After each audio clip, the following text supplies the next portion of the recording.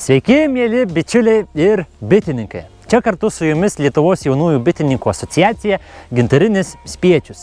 Ir mes praeituose temose kalbėjome ir apie medingus augalus, ir apie bičių inventorių, bei palietėme visą bičių šeimą. Na, o šiandien mes iškelsime teiginį, jog norint gauti gerus bei kokybiškus bičių produktus, būtina atsižvelgti į bičių šeimos sveikatingumą. Kalbėsime apie bičių ligas ir kenkėjus. Nektarų ir žiedadulkių rinkimas, bičių duonelės bei medaus gamybos intensyvumas labai priklauso nuo jame gyvenančių bičių šeimų sveikatos būklės, jų priežiūros bei vystymosi. Svarbiausi veiksniai – bičių higiena, bičių ligų profilaktika, apsauga nuo ligų sukėlėjų ir apsinuodijimų. Bičių sveikata turėtų rūpintis ir bitininkai, ir veterinarijos bei maisto apsaugos specialistai. Vienas iš svarbiausių bičių sveikatingumo veiksnių – bityne laikyti tik stipres bičių šeimas, kurios galėtų ne tik produktyviai dirbti, bet ir kovoti su ligomis. Antras veiksnys – bityne laikyti tik produktyves ir sveikas bičių motinėlės, kurių palikuonys taip pat augs sveiki. Trečias veiksnys – normali fiziologinė šeimos ir jos narių būklė. Ketvirtas veiksnys – kokybiškas ir kiekybiškas bičių šeimos maisto atsargų kiekis žiemai. Ne mažiau nei 12 ar 14 kg medaus kiekvienai bičių šeimai. Penktas veiksnys – teisinga bičių selekcija, siekiant auginti produktyves ir ligoms atsparias nepiktas šeimas. Norint, kad bitės išliktų sveikos, būtina laikytis visų higienos reikalavimų. Tam geriausia pasistatyti atskirą bitininko namelį, kuriame būtų galima laikyti visus bitininkystėje reikiamus įrankius. Taip pat higienos pagrindas – tvarka ir švara. Darbui naudojamus įrankius reikia plauti karštu vandeniu, bityno inventorių dezinfekuoti kaustikinę sodą. Reiktų vengti vienoje vietoje laikyti daug bičių šeimų, mat mažesniuose bitynuose ligos plinta kur kas lėčiau. Taip pat būtų verta kas metus arba kas du pakeisti avilyje visus esančius senus korius, kuriuose gali slypėti ligų pradai. Reiktų vengti į bityną nešti medžiagas ir inventorių iš kitų bitynų, kol jie iš anksto nenuvalyti ir nedezinfekuoti. Į bityną nereiktų atnešti ir nežinomos kilmės bičių šeimų, spiečių ir motinėlių, neįsitikinus, kad jos yra sveikos. Visą savo gyvenimo periodą bitės susiduria su bakterijų, virusų, parazitų ar net grybelių agresija, kurie gali pakenkti bitėms įvairiais jos vystymosi tarpsniais. Tad šiandien mes aptarsime pagrindinės bičių ligas. Virusinės ligos. Vienas iš žinomiausių ir pavojingiausių virusų yra deformuotų sparnų virusas. Šis virusas sukelia bičių deformuotus sparnus, silpnumą ir sumažėjusią gyvenimo trukmę. DSV virusas dažnai plinta per varozės erkę, Varroa destructor, kuri parazituoja bičių šeimose, perduodant virusą bitėms ir silpnindama jų imuninę sistemą. Dėl šio viruso užkrėstos ir pažeistos bičių šeimos dažnai neišgyvena žiemos periodu. Maišiniai perai. Tai virusinė bičių liga, kurią sukelia maišinių perų virusas. Šis virusas pažeidžia bičių lervutes, kurios miršta dar neišsiritusios iš perų. Pažeistos lervutės iš pradžių atrodo sveikos, tačiau vėliau jos tampa blyškios, praranda natūralią spalvą ir tampa pilkšvai rudos. Žuvusios lervutės įgauna maišelio formą. Maišelyje kaupiasi skystis. Dėl to ši liga ir vadinama maišiniais perais. Kada lervutės išdžiūsta, jos pasidaro rudos, kietos, šiek tiek susiraukšlėjusios ir lengvai nulupamos nuo koro akelių sienelių. Užkrėsti perai dažnai būna išmėtyti koryje su netvarkingai išdėstytomis akelėmis, kurių dangteliai gali būti įdubę ar perdurti. Bakterinės ligos. Europinis puvinys. Tai užkrečiamoji liga, pažeidžianti bičių perus ir sukelianti jų mirtį. Dažniausiai pasireiškia balandžio-liepos mėnesiais. Liga paveikia kelių dienų lervutes, rečiau uždengtus perus. Dažniausiai pasitaiko pavasarį, kai šeimos būna nusilpusios ir prastai maitinamos. Geras vasaros oras ir intensyvus medunešis dažnai prilėtina šios ligos plitimą. Tad ši liga iš avilio gali tiesiog savaime dingti. Liga plinta nuo bitės ant bitės, iš avilio į avilį, iš bityno į bityną, gali pernešti ligą ir tie patys tranai ar per užkrėstus korius. Diagnozuojama pagal išmėtytus perus, pasikeitusias lervučių pozicijas, geltonas dėmes, vėliau tampančias tamsiai pilkomis. Lervutės tampa pastą primenančią masę turinčią rūgštoką kvapą. Amerikinis puvinys – užkrečiamoji liga, pažeidžianti bičių perus ir sukelianti jų mirtį, kai perų akelės būna uždengtos. Dažniausiai pasireiškia Liepos-rugpjūčio mėnesiais, plinta kaip ir europinis puvinys. Amerikinis bičių puvinys nepraeina savaime, tad žuvusių lervučių kiekis kiekviena diena nuolat auga.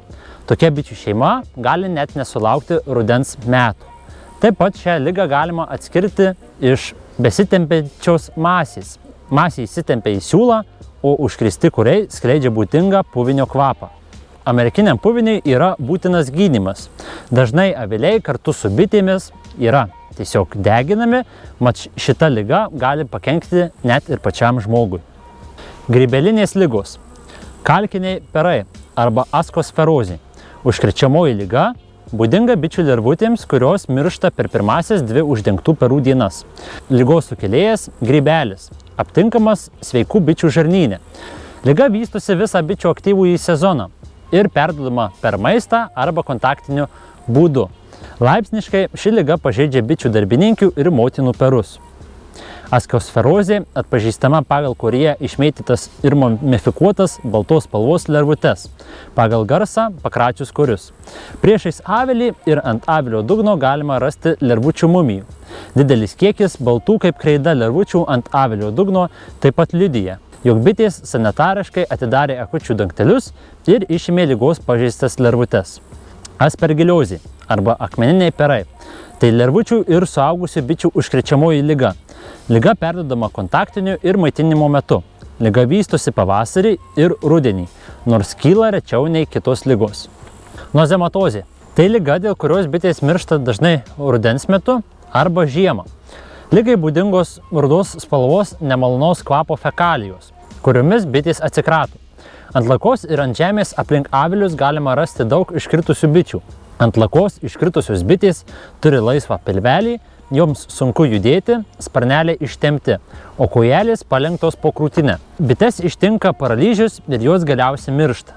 Kovojant su šia liga, būtina iš avilio pašalinti mirusias bites, jas sudeginti. Išrinkti korius su bičių viduriavimo pėdsakais, išvalyti ir išdezinfekuoti avilius bei bitininkavimo inventorių. Nozematozę užsikrėtusias šeimas būtina išvalyti. Iš avilių išimti senus, suviduriuotus korius, bites perkelti į naują kaustikinės sodos tirpalų dezinfekuotus avilius. Akarapidozė – suaugusių bičių liga, kurią sukelia erkė Acarapis vudi. Erkė įsiskverbia į bitės kvėpavimo takus, trachėjas, kur vystosi jos lervos. Pavasarį randama daug mirusių bičių, tarp kurių yra sergančių. Joms sunku skristi. Užsikrėtusios bitės juda šuoliais, sparneliai ištempti. Miršta mažomis grupelėmis priešais avilį. Liga diagnozuojama mikroskopiškai. Neinfekcinės ligos. Bičių apsinuodijimai. Tai viena iš didžiausių bitininkystės problemų. Kasmet apsinuodija ir žūsta 10 000 bičių šeimų. Bitėms apsinuodijus padėti nebeįmanoma. Mirtis jas ištinka labai greitai. Apsinuodijusių bičių požymiai – drebulys, negebėjimas skristi, koordinacijos sutrikimai, kūno patamsėjimas, paralyžius ar mirtis. Dažniausiai bičių apsinuodijimai pasitaiko dėl pesticidų naudojimo laukuose. Prevencija – atsakingas ūkininko darbas. Pesticidais, kurių sudėtyje yra medžiagų, kenksmingų bitėms, purškimas yra draudžiamas tais atvejais, kada yra dienos metas, o pasėlis žydi arba jame yra žydinčių piktžolių. Purškimas galimas tik tuo met, kada ūkininkas praneša apie galimą purškimą 3 dienos prieš VIC sistemoje, o bitininkas gavęs šią žinutę gali išsivežti bites iš lauko. Purškimas taip pat vykdomas tik tai nuo 9 val. Vakaro iki 4 val. Ryto. Vaško ir bičių kenkėjai. Varoatozė. Tai bičių liga, kurią sukelia parazitinė erkė Varroa destructor. Ši erkė yra vienas iš didžiausių pavojų bitėms visame pasaulyje, nes ji pažeidžia bičių šeimas, mažina jų produktyvumą ir sukelia didelį mirtingumą. Erkės maitinasi bičių baltyminių kūnų ir silpninant bičių imunitetą, dažnai į bičių šeimą įsimeta ir kitos ligos. Nuo erkių bitės dažnai žūva rudens ar žiemos metu. Kadangi erkės vystosi dengtuose peruose, kova su jomis ypač sudėtinga.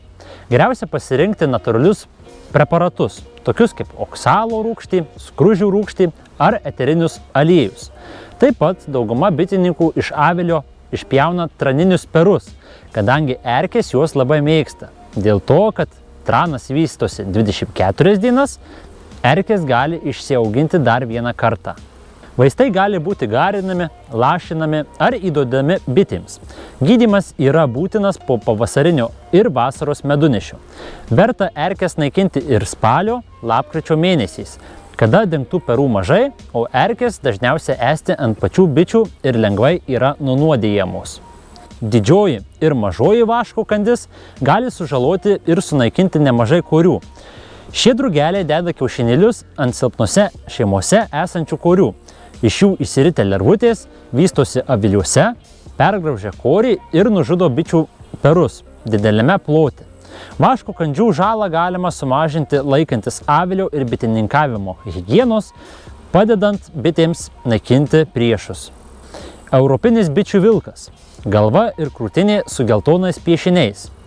Europinio bičių vilko patelė pagauna bitę ore ir ją paralyžiuoja su nuodais.